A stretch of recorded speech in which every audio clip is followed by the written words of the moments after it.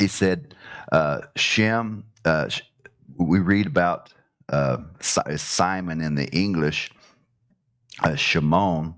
Uh, Want to touch on something real quick. As far as the Paleo uh, Hebrew, if you remember, some of you already know these. This is the Paleo of Sheen. It kind of looks like my teeth. It's supposed to be teeth. And so, I don't know if you can see this very well on camera. Didn't plan it out very well, did I? But you read Hebrew from right to left. And one of the things Shem means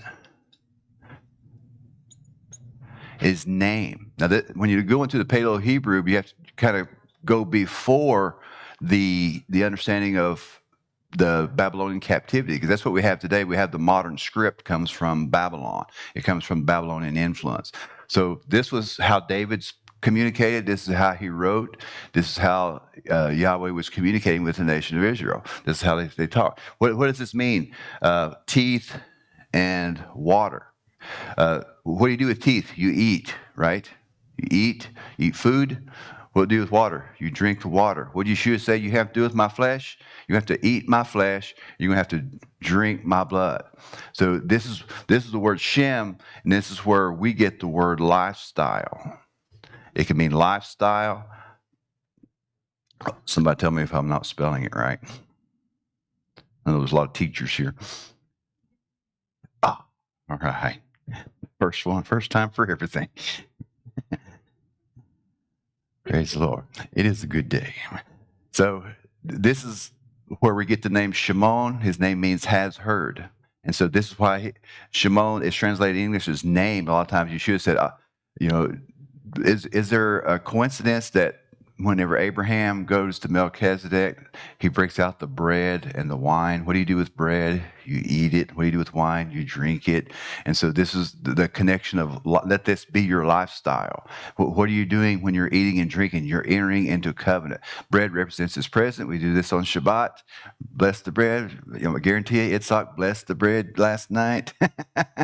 And he blessed the wine. This is your lifestyle. That's not some magical thing you're doing. Obviously, you have to. It's a tool to teach us to ask for his presence. We can't survive without food, can you?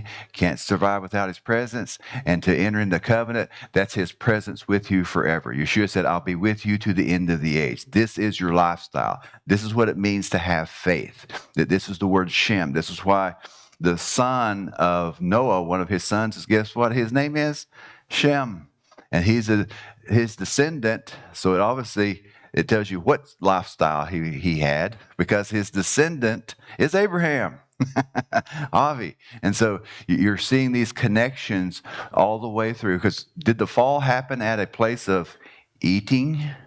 Was there eating involved? So what presents did they receive at the fall, at the eating of the tree of the knowledge of good and evil? It's a whole expression there. But basically what they did was they mixed the holy with the profane. They were okay with the presence of Hasatan, but they wanted to stay with God also. So we would call it unfaithfulness. And this is what they wanted to do. And this is why I said, can you serve two masters? No, you can't. And so this is what the fall represent. This is what happened. And so they entered into covenant with that spirit. This is why John says, the water, this he spake of the spirit. And you'll see this over and over. And so Ma'im, that's where we get our letter M in English. Ma'im has to do with water. Guess what Yeshua's mother's name?